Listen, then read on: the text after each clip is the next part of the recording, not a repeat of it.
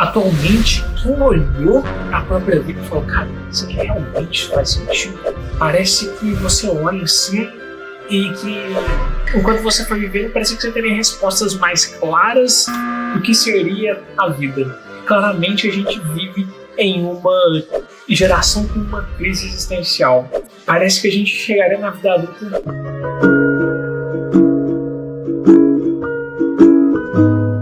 saberia as respostas, como agir.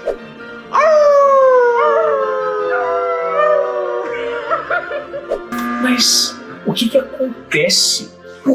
Qual pode ser o motivo dessa falta de felicidade, dessa falta de sentido na vida, dessa crise existencial que a gente tem? Às vezes parece que a gente é só, nesse mundo muito cientificista, que a gente é só um tanto de molécula, um tanto de átomo, um tanto de célula flutuante, por algum azar ou sorte, com certa consciência sobre si mesmo, mas que não sabe o que fazer.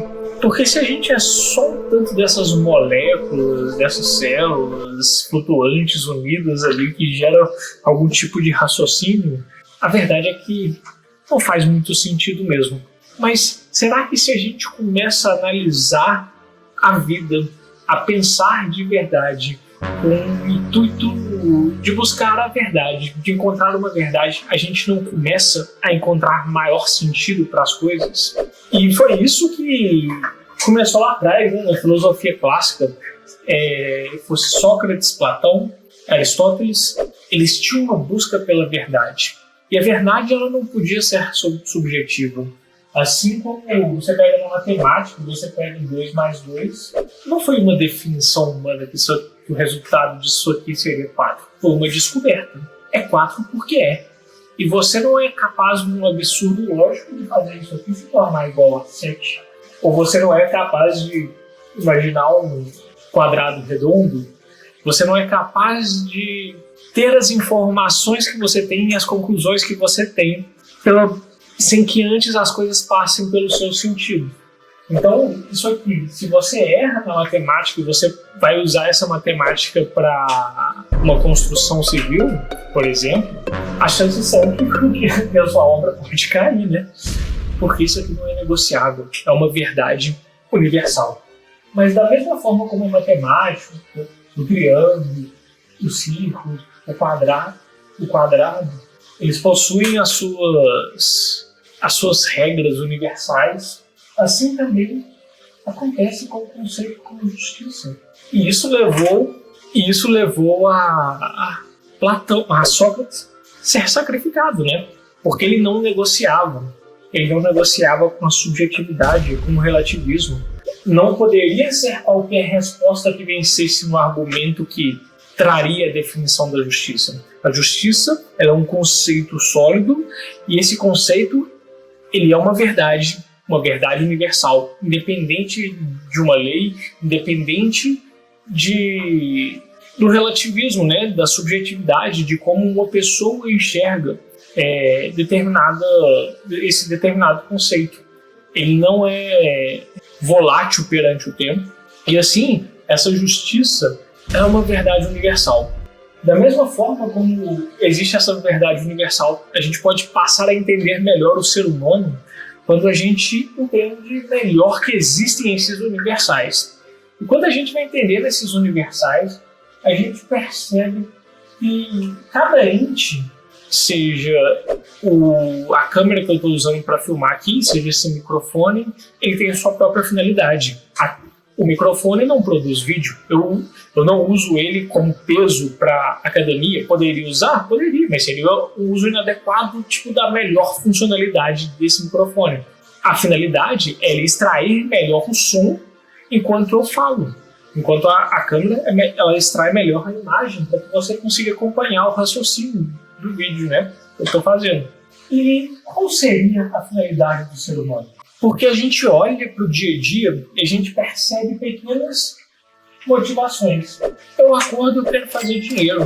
Eu acordo e quero namorar. Eu acordo e quero comer um hambúrguer. Eu acordo e quero ir na igreja. Eu acordo e tem uma certa motivação para buscar e fazer as coisas. Mas essas coisas são muito imediatas. E a gente percebe na construção da nossa jornada, desde o Pedro criança, até o Pedro adolescente, até o Pedro adulto, juntos eles formam a consciência. E eu consigo perceber uma coerência e sempre uma intenção de objetivo final. Parece que existe uma grande motivação por trás das pequenas motivações. Existe um grande querer por trás dos pequenos quereres. E isso estaria relacionado com essa finalidade. Sei lá, se você pega, por exemplo, a neurociência e você vai estudar o cérebro, o que você percebe? Existem cérebros individuais. Eu posso ter uma lesão, uma deformação, eu posso ter uma área maior ou menor, uma área que se ativa de forma diferente do padrão. Só que existe um padrão, existe uma universalidade, existe um todo. E se eu for estudar neurociência, eu vou pegar esse cérebro, e se eu pego esse cérebro universal, ele vai ter as partes da anatomia de um cérebro. E vai ter todas as áreas ali que um neurocientista estuda. Vai ter a amígdala, vai ter a ínsula, vai ter o córtex cingulado, vai ter todos os circuitos, e esse vai ser um cérebro padrão. E, claro, pode ter um cara que vai estudar o que acontece com a pessoa que não tem determinada parte do cérebro, quais são as consequências e como age. Ainda assim, ele está usando um padrão para entender. E assim a gente começa a entender como funciona melhor o cérebro. Da mesma forma, assim a gente entende melhor um ser humano. E quando a gente pega o Pedro com as suas motivações, com a sua busca, com seus pequenos quereres e o grande querer, um grande desejar, um grande anseio por trás desses pequenos quereres, começo a olhar para ele. E quando eu olho para o todo, para o universal do ser humano, eu começo a perceber que existem formas melhores de agir. Claro que se eu vou para a neurociência e eu percebo que se a pessoa ela cultiva bons hábitos, e aqui a gente está falando de hábitos no sentido popular, né?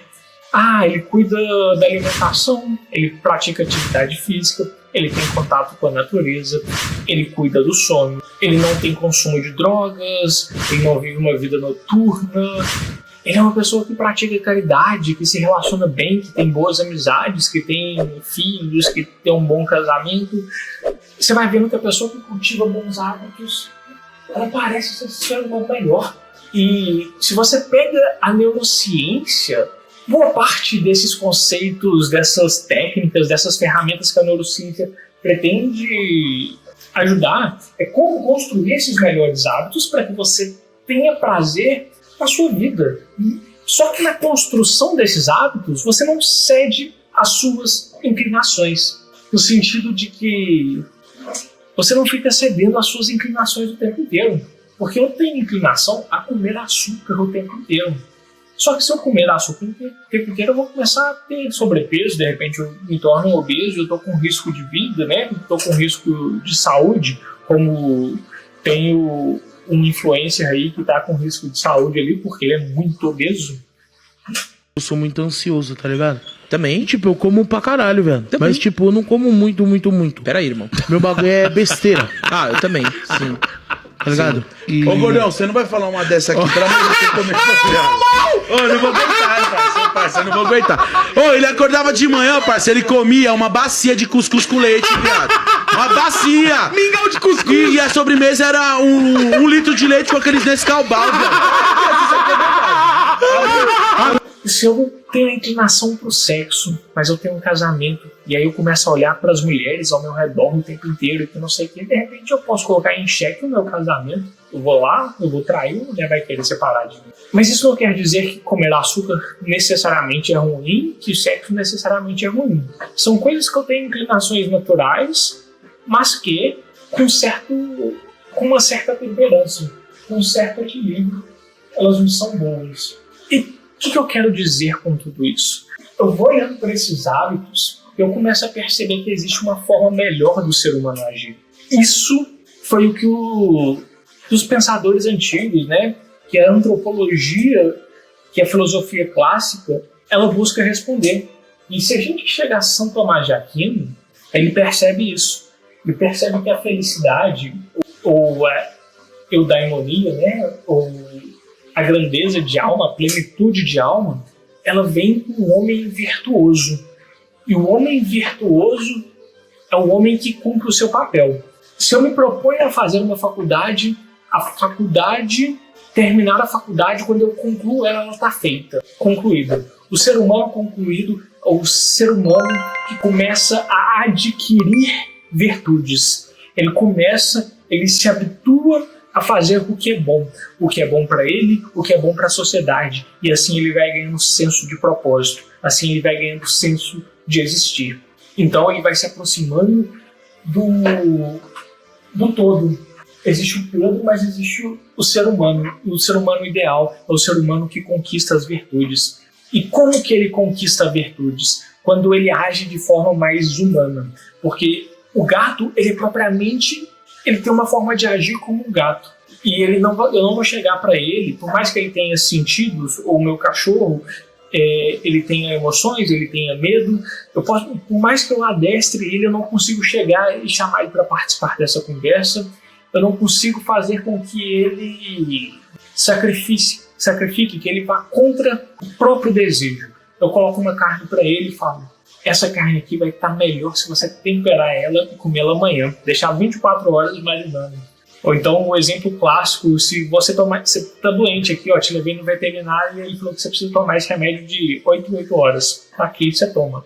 Ele não vai contrariar a própria vontade. Você vai precisar enfiar esse remédio e fazer com que ele engula ele. Ou com alguma estratégia, tapeando os sentidos dele, ou você vai ter que arrumar um jeito de forçá-lo. Já o ser humano é capaz de contrariar a própria vontade. E ele só contraria a própria vontade quando ele vê um bem maior. Por exemplo, o remédio, ele não quer tomar o remédio, mas ele deseja mais saúde do que ele não deseja tomar o remédio. Então ele toma o remédio para sacrificando a vontade, sacrificando o sentido. Ele vai aceitar sentir, um gosto amargo, o desconforto de engolir um comprimido, porque ele quer algo que é superior. E assim ele vai construindo virtudes. Essas virtudes são, inclusive, a justiça, a temperança, a prudência e a fortaleza. De forma que a fortaleza é a forma ótima de eu lidar comigo mesmo. É eu ter força, por exemplo, para contrariar a minha própria vontade, o meu desejo, a minha inclinação, porque eu não posso ser continente demais. A boa virtude, a virtude bem trabalhada, ela não nega os sentidos, ela não nega a possibilidade de você sentir prazer por meio dos sentidos. Mas existe uma temperança nisso. E aí a temperança, ela vem a partir do momento que quanto tempo, qual a quantidade, quanto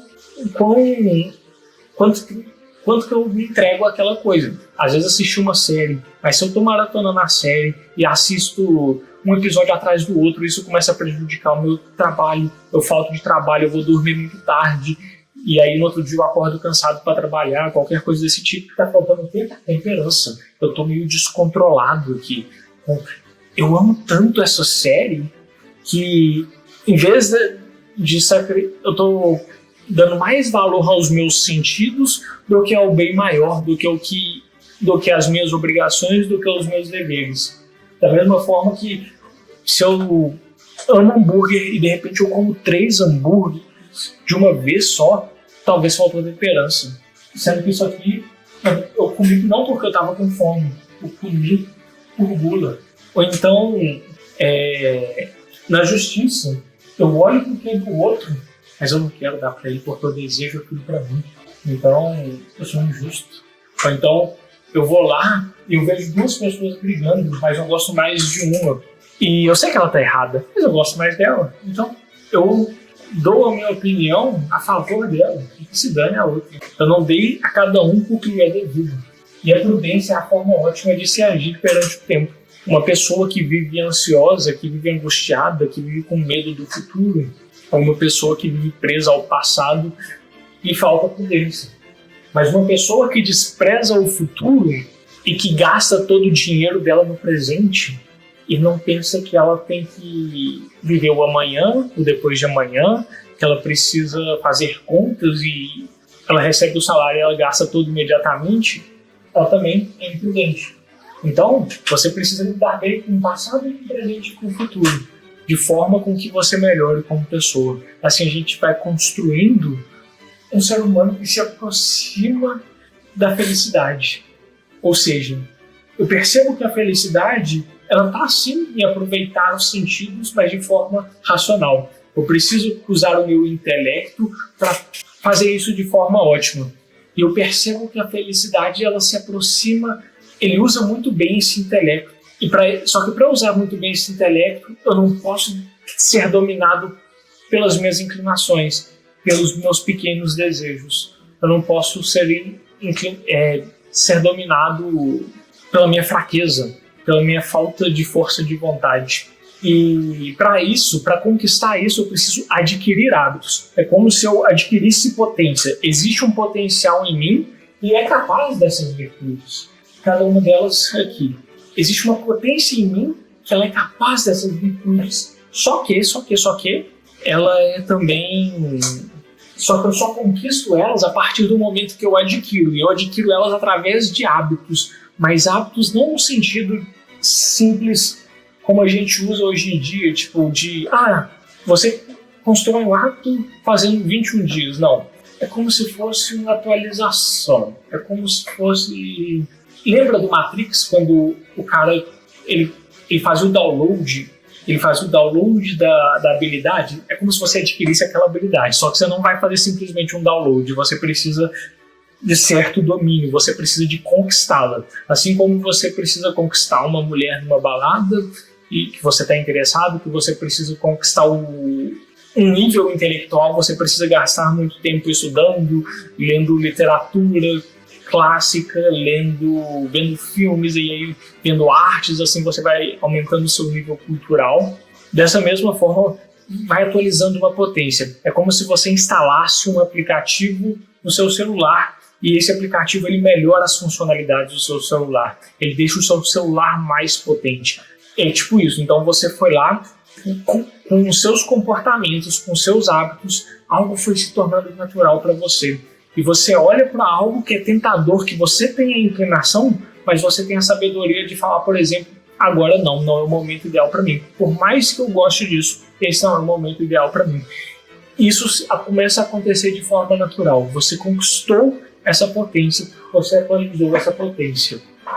Então assim, a gente vai se aproximando da felicidade, a gente vai criando um senso de propósito. A gente começa a olhar para o nosso agir, para a nossa forma de operar no mundo, e a gente tem o que entregar para a sociedade. A gente é capaz de melhorar as nossas motivações, a gente é capaz de ter maior compaixão com as pessoas. Por outro lado, se eu só entregue aos sentidos, às inclinações, eu consigo vislumbrar de uma forma meio que ideal aqui, que eu preciso ter compaixão das pessoas. E eu vou fazer discursos acalorados na internet sobre como é preciso ter empatia e que as pessoas são muito duras com as outras e que não sei o quê. Mas no momento que me custar um sacrifício, no momento que me for tirado essa sensação, essa dependência dos sentidos, aí eu não aceito, aí eu me rebelo, aí eu ajo de forma contrária a tudo que eu sempre preguei. Por quê? Porque eu não conquistei. Por mais que eu olhe para as virtudes e falo, isso é bom, o mundo ideal precisa de pessoas virtuosas, de pessoas justas, de pessoas cheias de compaixão, de pessoas fortes, de pessoas prudentes e temperadas. Por mais que eu consiga entender tudo isso intelectualmente, na hora de colocar em prática, eu não conquistei, eu não atualizei essa potência em mim. Então, a minha própria natureza, o meu próprio corpo, a minha alma mal trabalhada, ela vai me inclinar a ser um hipócrita. Então, por isso que a gente vive numa sociedade com crise de sentido. Porque a gente não tem comportamentos, a gente não possui hábitos, rotinas que nos vão potencializar a construção dessas virtudes. E dê exemplos, Pedro. coisas que eu posso fazer que vão me ajudar a conquistar esses hábitos. A gente começa olhando porque eu falei da neurociência que estudo aqui, mas uma coisa que não necessariamente é da neurociência, é mais antropológica, o fazer o jejum. Jejum é ótimo, a esmola é ótima, a oração é ótima. Pedro, mas você partiu muito para a religiosidade, né? Para o catolicismo, que prega o jejum, a esmola e a oração como ferramentas para trabalhar a nossa alma. Mas e fora disso? Fora disso pode ser a leitura de clássicos, o olhar atento à vida, fazer leitura desses clássicos e meditar sobre elas e fazer resumos e trabalhar o nosso intelectual de forma que é indispensável trabalhar a nossa razão, a nossa parte mais alta, porque se a gente cede demais para os nossos sentidos, se a gente cede demais para as sensações, para essas vontadezinhas que a gente tem o tempo inteiro, a gente vai se tornando mais parecido como um bicho, como um animal. O homem muito dado ao sexo, você repara que ele, no agir com sexo, ele vai tendo um comportamento meio animalesco. O homem cedido à gula. E aí, dentro dessa perspectiva que é impossível separar da religiosidade, é impossível separar da tradição católica, da antropologia cristã desenvolvida por Santo Tomás de Aquino. Então você vê que o cara voltado para a gula, ele se comporta diante do alimento ali como se fosse um animal. Você ficar muito voltado aos sentidos vai te tornar mais animalesco e sem que você perceba, às vezes aos poucos, isso está relacionado com essa crise de sentido, com essa crise de não saber o que fazer, de que nada importa, de falta de propósito de vida e automaticamente de infelicidade, porque o homem não é capaz de desistir da própria felicidade. E se você gostou disso e quer entender como uma ferramenta terapêutica, né? Uma ferramenta que entende essa antropologia do ser humano, travou o vídeo? Vou continuar sem o vídeo aqui. Clica nesse vídeo aqui, que ele pode realmente te ajudar e ser muito útil como ferramenta terapêutica. Então clica no vídeo que está no card. Meu nome é Pedro, eu estou aqui para te ajudar a ser mais feliz. Muito obrigado e até a próxima.